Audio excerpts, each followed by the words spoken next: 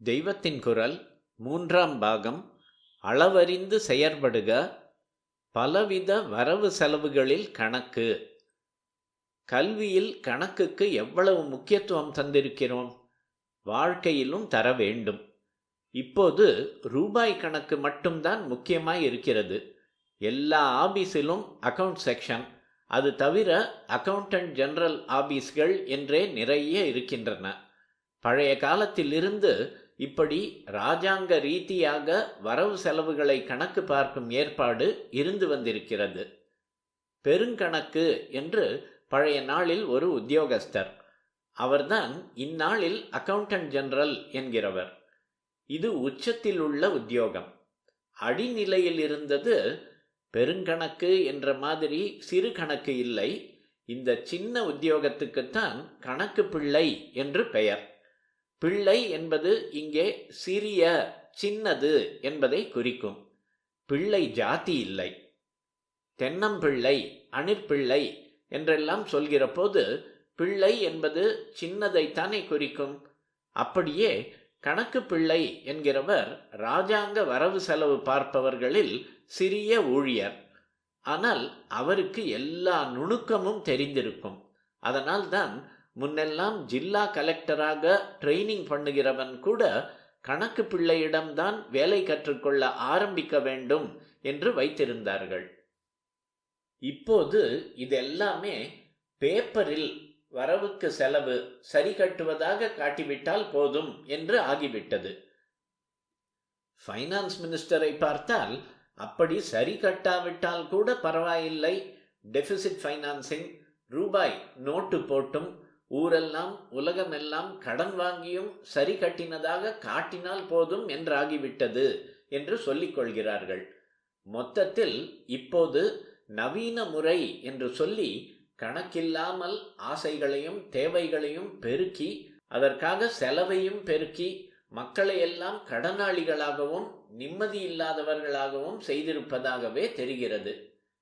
தேவை, வரவு, செலவு எல்லாவற்றிலுமே இப்படி இல்லாமல் நாம் அவற்றை ஒரு கணக்குக்கு கீழே கொண்டு வர வேண்டும். வரவு செலவு என்பது பணம் ஒன்றில் மட்டும் இல்லை, எல்லாவற்றிலும் உண்டு. நாம் வார்த்தையை அதிகம் விட்டால் எதிராளியிடம் வாங்கி கட்டிக்கொள்கிறோமே, இது கூட வரவு செலவுதான். நாம் வாயால் விட்டது செலவு, வாங்கி கட்டி கொண்டது வரவு. நாம் அனவரதமும் தூங்கும்போது கூட பண்ணுகிற காரியம் என்ன? மூச்சு விடுவது. அது கூட வரவு செலவுதான். காற்றை உள்ளே வாங்கி கொண்டு வெளியே விடுவது வரவும் செலவும் தானே. அதில் கூட கணக்கு வேண்டும் என்றுதான் பிராணாயாமம், மந்திர ஜபம், ஹோமம், தியானம் என்று பல யோகங்களை வைத்திருப்பது.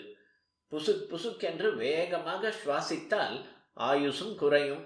ஆத்மா சுத்தப்பட்டு சாந்த நிலைக்கு வருவதற்கான நாடி சமனமும் ஏற்படாது.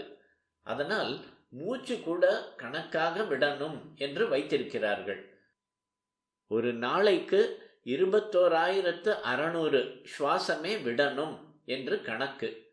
அதாவது ஒரு சுவாசத்துக்கு 4 செகண்ட் ஆக வேண்டும். நாம் அவசரமாக காரியம் செய்யும் போதும் கோப தாபத்திலும் காமம் முதலான உணர்ச்சி வேகங்களிலும் புஸ் புஸ் என்று 1 செகண்ட் 2 செகண்டிலேயே ஒரு சுவாசம் முடிந்துவிடும்.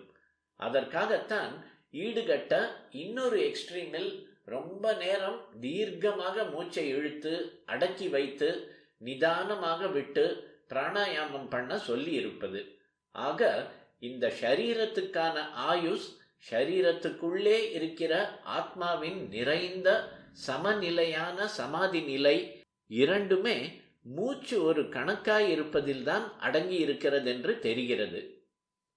வெளியில் காட்டுகிற அக்கவுண்ட்ஸில் ஆட்டை தூக்கி மாட்டில் போட்டு சரி கட்டினதாக காட்டிவிடலாம். ஆனால் நமக்கு நாமே அக்கவுண்டபிளாக இருக்க வேண்டும் என்கிறார்களே, அதில் எந்த தகிடு தத்தமும் செய்து ஜெயிக்க முடியாது.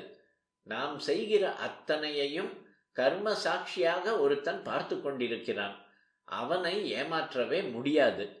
பண்ணிய பாபத்துக்கெல்லாம் ஈடாக எதிர்த்தட்டில் புண்ணிய கர்மங்களை ஏற்றியாக வேண்டும். அந்த கணக்கு புஸ்தகம் அவன் கையில் இருக்கிறது. நாம் நல்லது செய்வதில் கணக்கு வழக்கில்லாமல் இருந்தால்தான் அவன் பேலன்ஸ் ஷீட்டை சரி செய்ய முடியும். இப்படி கணக்கு வழக்கு இல்லாமல் புண்ணியம் பண்ணுவதற்கு மனநெறி முதலில் ஏற்பட வேண்டும். அது ஏற்படுவதற்கு நம்முடைய பேச்சு, எண்ணம், நமக்கென்று பண்ணிக்கொள்ளும் காரியம், சொந்த செலவு, சாப்பாடு, ட்ரெஸ் எல்லாவற்றிலும் கணக்காயிருந்தால்தான் முடியும். இவை யாவற்றிலும் நாம் கணக்காயிருப்பது சாஸ்வத லாபத்தை உத்தேசித்தே என்பதை மறந்துவிடக்கூடாது. இப்போது நம் பர்சுக்குள் இருப்பதன் லாப நஷ்டத்தையே நினைத்து கொண்டிருக்கும் நாம் இனிமேலாவது புண்ணிய லாபம், பாப நஷ்டம் பற்றி நினைத்து அந்த கணக்கு புஸ்தகம் சரி கட்டுவதற்கானவற்றை செய்ய வேண்டும்.